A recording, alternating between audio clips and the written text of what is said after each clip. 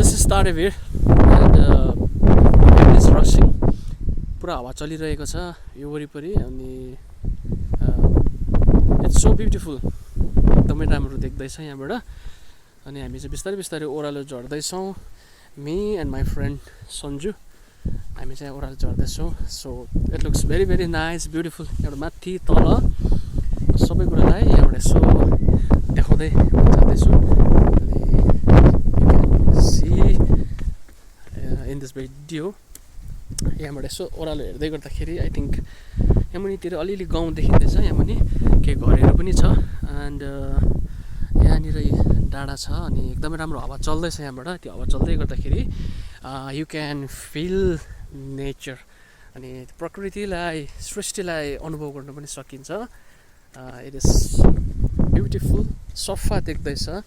Bright घाम पनि लागिरहेको छ अनि there is no any word to describe, just wow. अनि वाउदेखि अरू कुरा भन्ने मन पनि लागेको छैन किनकि आँखा दामी छ यहाँबाट. सो ओह्रालो हेर्दै गर्दाखेरि हामी बिस्तारै ओह्रालो झर्दैछौँ.